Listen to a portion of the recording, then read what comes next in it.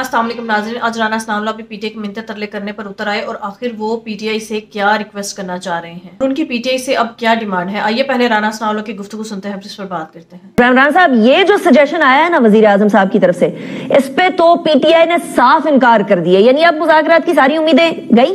یہ بدقسمتی ہے ہماری کہ پچھلے 10-12 سال سے جو پارٹی ایک روٹس رکھتی ہے عوام میں بالکل جو جائز بات ہے اس کو ہمیشہ میں نے تسلیم کیا ہے اور کرنا چاہیے۔ اگر آپ کا کوئی مخالف ہے، اگر اس کی کوئی اسٹرینتھ ہے تو اس کو نظر انداز کرنے یا نہ ماننے سے کوئی فرق نہیں پڑتا۔ تو پی ٹی آئی ایک پولیٹیکل جماعت ہے، اس کی عوام میں جو ہے وہ موجودگی ہے۔ انہیں بھی چاہیے کہ جس طرح سے ہم یہ تسلیم کرتے ہیں کہ بھئی آپ کا ووٹ بینک بھی ہے، آپ ایک پولیٹیکل پارٹی، انہیں بھی باقیوں کو جو ہے وہ تسلیم کرنا چاہیے۔ باقیوں وہ سب کو سمجھتے ہیں کہ یہ چور ڈاکو ہیں سارے۔ اس لیے پولیٹیکل فورسز کو، پارٹیز کو آپس میں ڈائیلاگ جو ہے، گفتگو جو ہے، مذاکرات جو ہے، یہ ڈسکنیکٹ نہیں کرنے چاہیے۔ عمران صاحب، یہ بات تو اچھی لگتی ہے کہ ڈائیلاگ پر بیٹھے، لیکن ڈائیلاگز کے منقطع ہونے کی، مذاکرات کے منقطع ہونے کا سارا الزام آپ کے سر پر ڈال رہی ہے پاکستان تحریک انصاف، کہ آپ لوگوں نے خود کہا تھا کہ چاہے باہر جیسا بھی ماحول ہو، جو مرضی بیان بازی کر رہا ہو، لیکن مذاکراتی ٹیم کے ممبرز ایک دوسرے کے خلاف بیان بازی نہیں کریں گے۔ اور اس کے بعد آپ لوگوں کی پریس کانفرنس ہوئی جس میں آپ بھی موجود تھے، اور اس پریس کانفرنس کے بعد حالات خراب ہو گئے۔ وہ کمبائنڈ ود صاحبزادہ حامد رضا صاحب، جو کہ ابھی میرے پاس تھوڑی دیر پہلے پروگرام میں موجود تھے، ان کے گھر پہ چھاپا، وہ وجہ بنی۔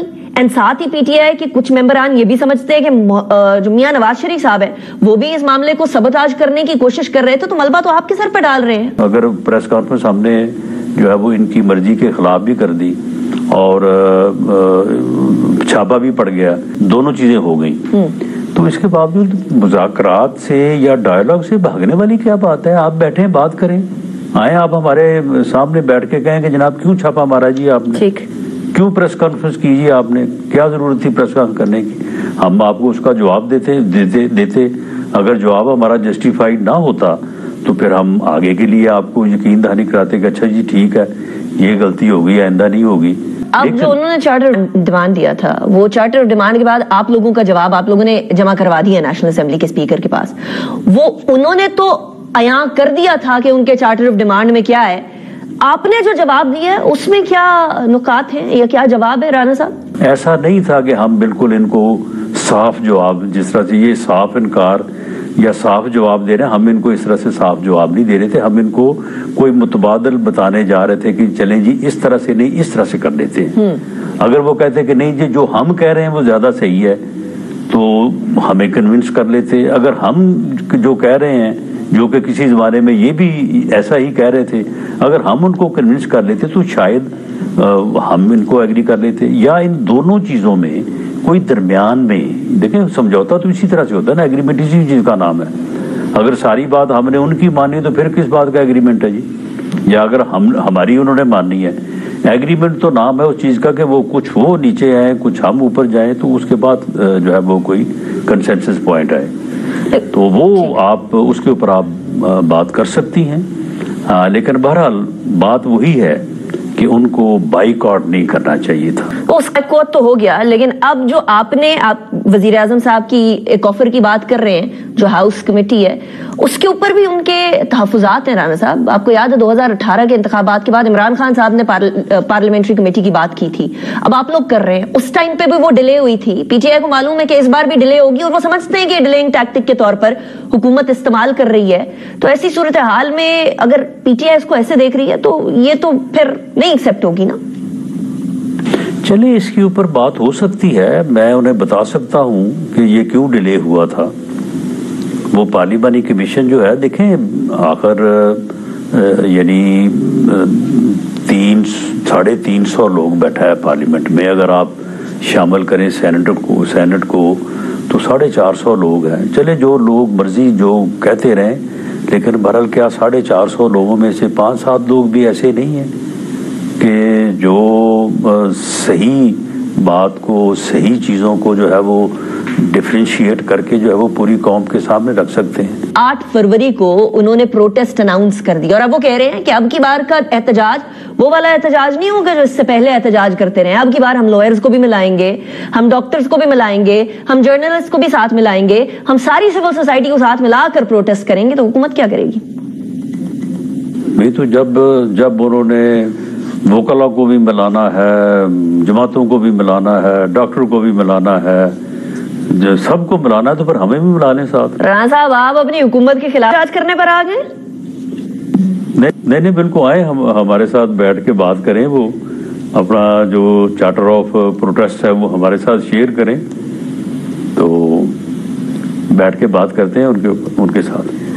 چلیں بیٹھ کے بات کرنے کی بات کر دی, تو میں آئی واز تھنکنگ کہ آپ بھی شاید اپنی حکومت کے خلاف جو ہے احتجاج کرنے کو تیار ہیں. آپ لوگ ایک طرف اپوزیشن آپ لوگوں کے در پہ ہے, آپ لوگ صحافیوں کو بھی اپنے خلاف کر رہے ہیں. پی کا قانون پاس کرا کے آپ پہلے اس قانون کو برا بھلا کہتے تھے, یہی قانون کو آپ رد کیا کرتے تھے جب یہ پی ٹی آئی لے کر آ رہی تھی.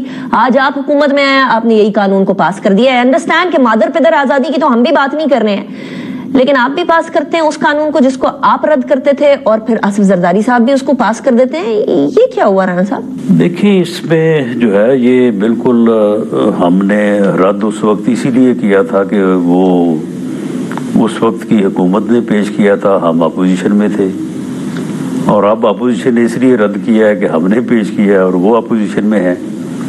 تو ہمارا تو ایکسیپٹ کرنا اور رد کرنا جو ہے نا وہ تو ایسا ہی ہے. میں کنفیوز ہو گئی ہوں تھوڑی سی, اور آپ نے جو رد کیا تھا تو اس ٹائم غلط کیا تھا پھر؟ نہیں, جب انہوں نے پیش کیا تھا تو یہی پی کا ایکٹ ہی تھا, تو امینڈمنٹس بھی ایسی ہی تھیں جو بعد میں پھر ہائی کورٹ نے ان کو اسٹرائک ڈاؤن کیا.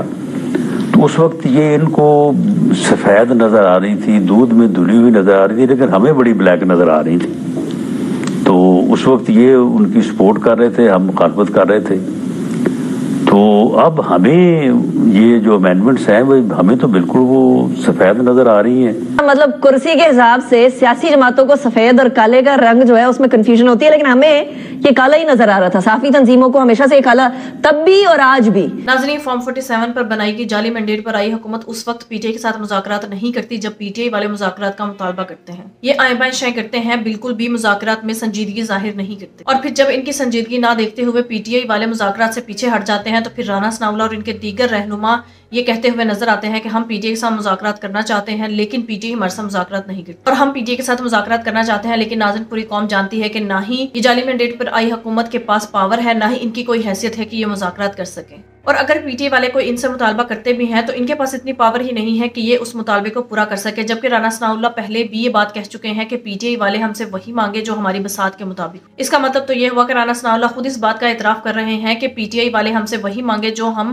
ان کے لیے کر سکتے ہیں, یعنی ان کی اپنی کوئی اوقات نہیں, کوئی حیثیت نہیں ہے. ناظرین, شروع سے ہی پی ٹی آئی کے عمران خان کا موقف بھی یہی ہے کہ یہ فارم 47 پر جعلی مینڈیٹ پر بنائی گئی وہ حکومت ہے جن کے پاس کوئی پاور نہیں ہے. نہ ہی اس جعلی مینڈیٹ پر آئی حکومت کے پاس اتنی پاور ہے کہ وہ اپنی مرضی سے مذاکرات کر سکے, اور پھر مذاکرات میں جو مطالبے کیے جائے ان کو یہ پورے بھی کر سکے, کیونکہ انہیں کرسیوں پر تو مسلط کر دیا گیا ہے, لیکن ان کے پیچھے فیصلے کرنے والے اور ہیں. اب یہ رانا ثناءاللہ بار بار کیوں مذاکرات کا کہہ رہے ہیں, یا ان کے وزیر اعظم اس وقت کیوں مذاکرات پر اصرار کر رہے ہیں؟ کیونکہ ناظرین کو پتا ہے کہ ان پر انٹرنیشنل پریشر بہت زیادہ آ رہا ہے. جو بائیڈن کی حکومت ختم ہو چکی ہے, ڈونلڈ ٹرمپ کی حکومت آ چکی ہے. یورپین یونین کی طرف سے جی ایس پی پلس اسٹیٹس پر بہت سے تحفظات پائے جا رہے ہیں, کیونکہ ان کا یہ کہنا ہے کہ انسانی بنیادی حقوق کو پامال کیا جا رہا ہے, انصاف کا گلا گھونٹا جا رہا ہے, اور فری اینڈ فیئر الیکشنز بھی نہیں ہوتے, کیونکہ یورپین یونین نے جو جی ایس پی پلس کا اسٹیٹس پاکستان کو دیا تھا اس کے مطابق یہ معاہدہ ہوا تھا کہ انسانی بنیادی حقوق کا تحفظ کیا جائے گا, انصاف کی فراہمی ہوگی, اور کسی قسم کی ابڈکشن نہیں ہوگی. لیکن پاکستان میں تو سب ہی چل رہا ہے. اب تو یورپین یونین یا یو کے اور دیگر ممالک سے بھی آوازیں اٹھنا شروع ہو گئی ہیں کہ پاکستان میں انسانی بنیادی حقوق کے تحفظ کو پامال کیا جا رہا ہے. اور ان تمام تر صورتحال میں جعلی مینڈیٹ پر آئی حکومت ان کے صورتکار یہ چاہتے ہیں کہ وہ پوری دنیا کو یہ دکھا سکیں پیسفلی مذاکرات کرنا چاہتے ہیں, لیکن پی ٹی آئی والے مذاکرات نہیں کرنا چاہتے, اور یہ صرف ٹائم گین کرنا چاہ رہے ہیں, کیونکہ یہ خود بھی اچھی طرح سے جانتے ہیں کہ مذاکرات سے کچھ بھی نہیں نکلنا. مذاکرات کرنا ایک صرف ڈرامہ ہے جس میں صرف دنیا کو یہ دکھانا ہے کہ ہم پیسفلی مذاکرات کرنا چاہتے ہیں. اب رانا ثناءاللہ یہ ٹی وی شو میں بیٹھ کر مذاکرات کی بات تو کر رہے ہیں, لیکن ایسا نہیں لگتا کہ پی ٹی آئی کے عمران خان اس وقت مذاکرات کے لیے تیار ہوں گے.